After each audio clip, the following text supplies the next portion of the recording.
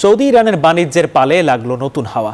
বিজ্ঞান ও প্রযুক্তি খাত সহ দ্বিপাক্ষিক অর্থনৈতিক সম্পর্ক জোরদারে একমত হয়েছে তেহরান রিয়াদ। মঙ্গলবার ইরানি অর্থমন্ত্রী জানান, রাইসি প্রশাসনের দেয়া অর্থনৈতিক সব প্রস্তাব গ্রহণ করেছে সৌদি সরকার। এর মধ্য দিয়ে অর্থনীতি সহ দ্বিপাক্ষিক নানা ইস্যুতে রিয়াদ তেহরানের পারস্পরিক সহযোগিতা বাড়বে বলেও মনে করা হচ্ছে। গাজায় আগ্রাসন আর ইরানে ইসরায়েলি হামলার পর থেকে মধ্যপ্রাচ্যে বদলে গেছে বন্ধু আর শত্রু সংজ্ঞা। একসময়ের চিরবৈরী সৌদি ইরান সম্পর্ক এখন যুদ্ধ ছাপিয়ে অর্থনীতির সোপানে। ইসরায়েল ও যুক্তরাষ্ট্রের সঙ্গে দূরত্ব যত বাড়ছে, ততই আরব দেশগুলোকে কাছে টানতে চাইছে ইরান। এক্ষেত্রে মধ্যপ্রাচ্যের শক্তিশালী দেশ সৌদি আরবকে সবচেয়ে বেশি পাশে চাইছিল ইব্রাহিম রাইসির সরকার।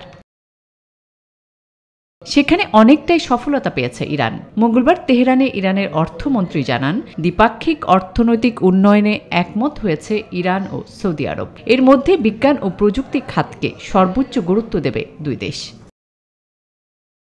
এমনকি শিক্ষা খাতেও উভয় দেশের সহযোগিতা বৃদ্ধির কথা জানানো হয়। এর আগে গেল 9 বছরের মধ্যে প্রথমবারের মতো ইরানি নাগরিকদের সৌদি আরবের উমরা পালনের অনুমতি দেয় ইব্রাহিম রাইসির সরকার। আসমা তুলি, নিউজ 24।